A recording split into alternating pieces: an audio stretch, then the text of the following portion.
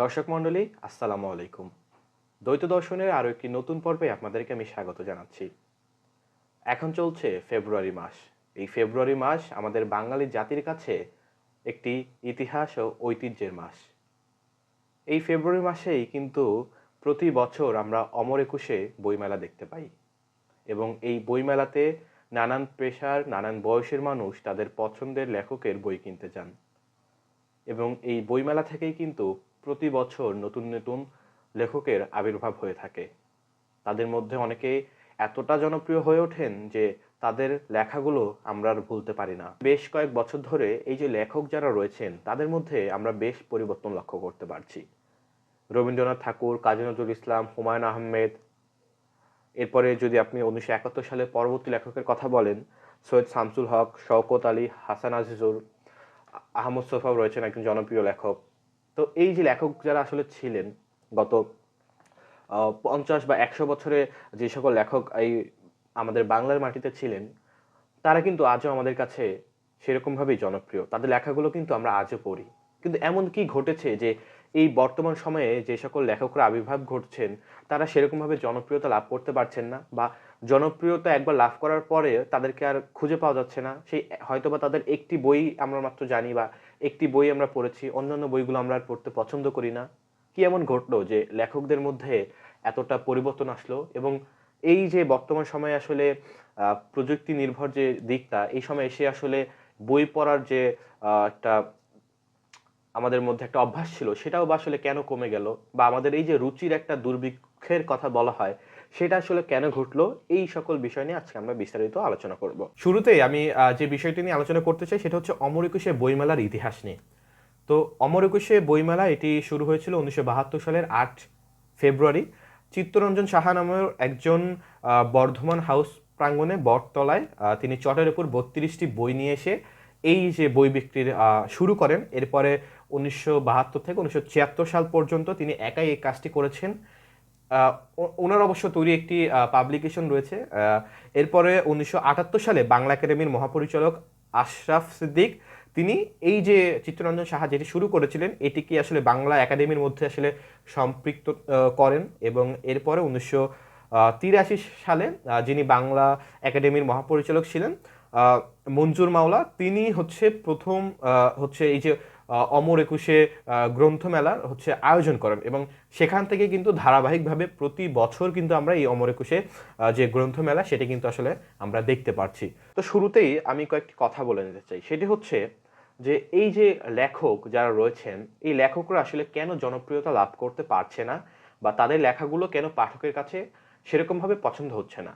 এখানে একটা বিষয় উল্লেখ্য যে কোনো একটি বই বেশি বিক্রি হওয়ার মানে এই না যে সেই লেখকটি যিনি সেই বইটি লিখেছেন তিনি লেখক হিসেবে ভালো বা তার লেখাকে সবাই পছন্দ করছে। এখানে দুইটা বিষয় ঘটতে পারে। এক, যে হয়তোবা তার সেই বইটি নিয়ে অনেক বেশি সমালোচনা হচ্ছে জন্য লোকজন সেই বইগুলো কিনছেন। আর দ্বিতীয় হয়তোবা যে তাদের প্রচারণার যে বিষয় সেটি অনেক বেশি ঘটছে বলে সেই বইগুলো বিক্রি হচ্ছে, তবে যিনি লেখক তার পরিচিতি কিন্তু সেরকমভাবে হচ্ছে না।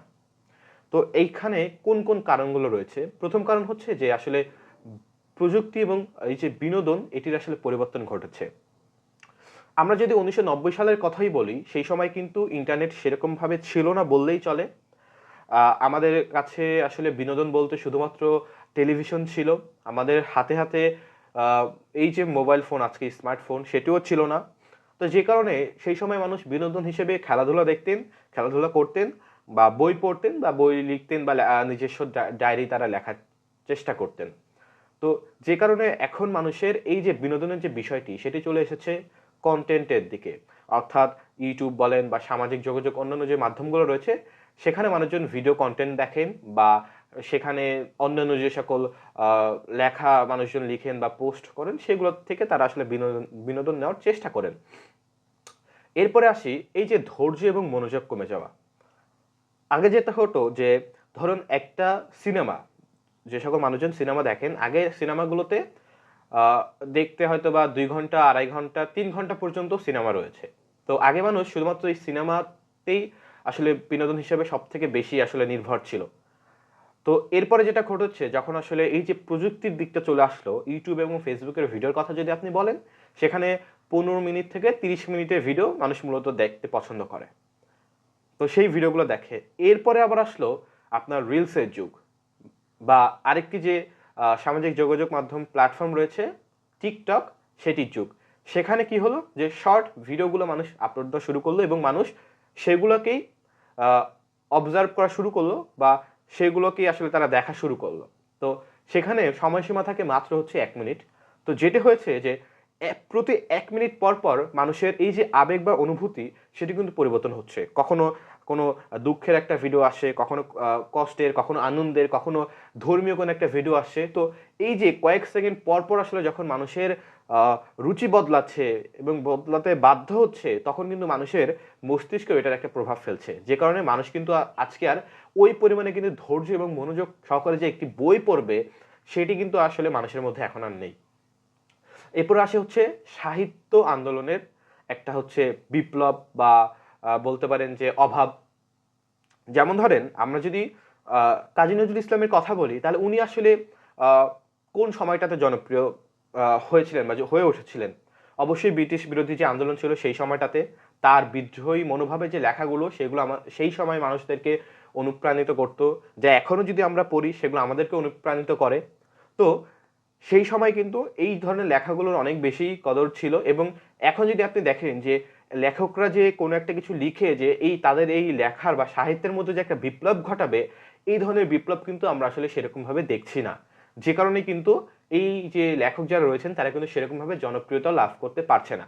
এরপর আসি যে সহজ এরপর আসি সহজলভ্যতা ও লেখার মান। তো এখন যদি আপনি আসলে কথা বলেন যে আসলে আহ, এই যে লেখক আসলে কারা এই সময়টাতে, তো এখন বেশিরভাগই আমরা দেখতে পাচ্ছি যে আসলে যারা কন্টেন্ট ক্রিয়েটর, যারা কন্টেন্ট তৈরি করেন বা টিকটক ভিডিও বানান, বা দেখা গিয়েছে যে যারা আসলে কোনো একটি ভিডিওর মাধ্যমে সামাজিক যোগাযোগ মাধ্যমে খুবই জনপ্রিয়তা লাভ করেছেন, সেটা ইতিবাচকও হতে পারে আবার নেতিবাচকও হতে পারে। সেই সকল লোকজন তারা বই লেখা শুরু করেছেন। আমি কোনোভাবেই বই লেখাকে অনুৎসাহিত করছি না বা নিন্দা জানাচ্ছি না।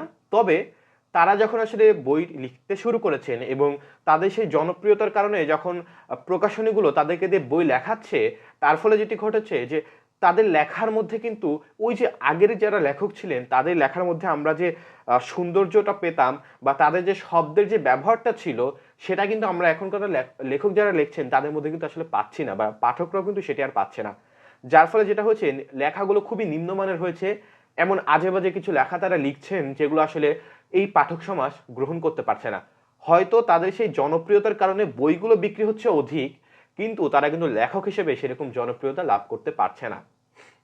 এবং এই যে যে কন্টেন্ট ক্রিয়েটরদের কথা বললাম, এই যে তাদের যে আসলে সস্তা আসলে বিনোদন তারা দিয়ে যে জনপ্রিয়তা লাভ করেছেন এবং তারা যে লিখছেন, তাদের যে মার্কেটিং যেটা আর কি, মানে জনপ্রিয়তাই হচ্ছে তাদের মূল মার্কেটিং।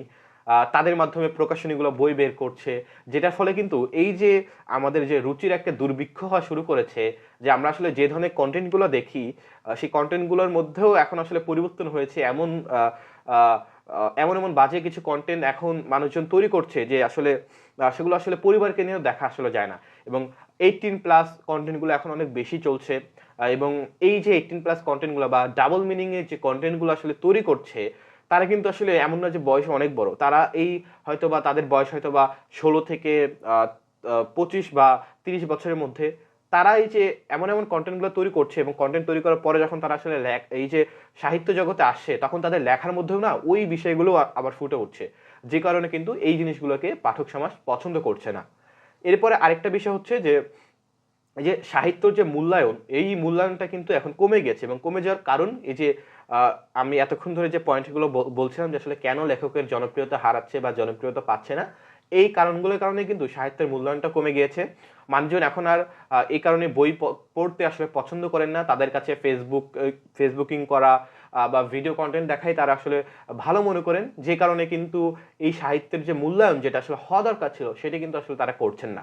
আরেকটা হচ্ছে ট্রেন্ড ভিত্তিক লেখা এবং সাহিত্যিক গভীরতার একটা অভাব। এখন ট্রেন্ড বলতে আমরা যেটা বুঝি যে আমাদের এই যে জেনারেশন যেটি রয়েছে, জেন জি জেনারেশন, তারা কিন্তু ট্রেন্ডিং এর উপর অনেক বেশি ফলো করেন। অর্থাৎ যখন যে বিষয়টি ঘটে তারা নিজেরাও সেই স্রোতের সাথে আসলে গা ভাসিয়ে দেন। এবং এই কারণে যেটা হয়েছে যে লেখকরাও সেই ট্রেন্ড ফলো করে তারা লেখার চেষ্টা করেন। যেমন এখানে আমরা কয়েকটা উদাহরণ দিতে পারি, যেমন হচ্ছে আত্ম উন্নয়নমূলক প্রযুক্তি বা স্টার্ট আপ, তারপর হচ্ছে সেলফ পাবলিকেশন বা নিজের জীবনী নিয়ে লেখা, ঠিক আছে? এই ধরনের মোটিভেশনাল কিছু বই তারা বের করছেন ট্রেন্ডিং হিসাবে। যে কারণে যেটা হচ্ছে যে তাদের এটার মধ্যে না একটা সাহিত্যিক যে গভীরতা যেটা, সেটা কিন্তু আসলে নেই। বই বিক্রি হচ্ছে অধিক, কিন্তু সাহিত্যিক গভীরতা না থাকার ফলে তারা কিন্তু লেখক হিসেবে সেরকম জনপ্রিয়তা অর্জন করতে পারছে না।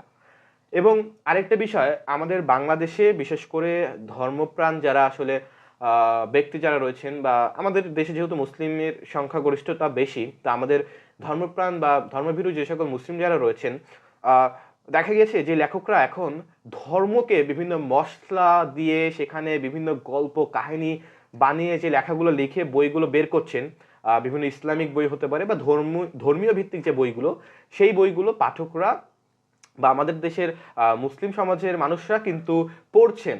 কিন্তু সেটার মধ্যে আহ, যে একটা সাহিত্যিক যে একটা মনোভাব যেটা আসলে আসার কথা, বা আসলেই ধর্মে যে বিষয়গুলো বলা হয়েছে, সেখান থেকে বিভিন্ন মশলা মাখিয়ে যে বইগুলো লেখা হচ্ছে, সেগুলো একটা নির্দিষ্ট সময়ের জন্য কিন্তু মানুষজন অনেক পরিমাণে কিনছে, একটা নির্দিষ্ট সময়ের জন্য অনেক জনপ্রিয়তা লাভ করছে, কিন্তু 2-3 বছর পরে গিয়ে আমরা দেখছি যে সেই লেখকের আর কোনো খবর নেই।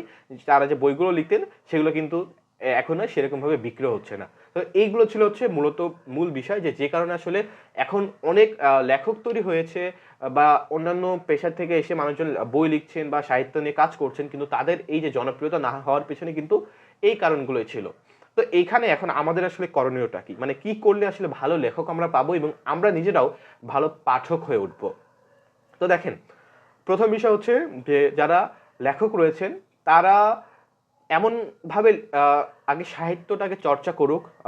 আমাদের অতীতে যে সকল সাহিত্যিক যারা রয়েছেন তাদের থেকে অনুপ্রাণিত হয়ে শব্দের ব্যবহারগুলো তাদের পরিবর্তন করতে হবে।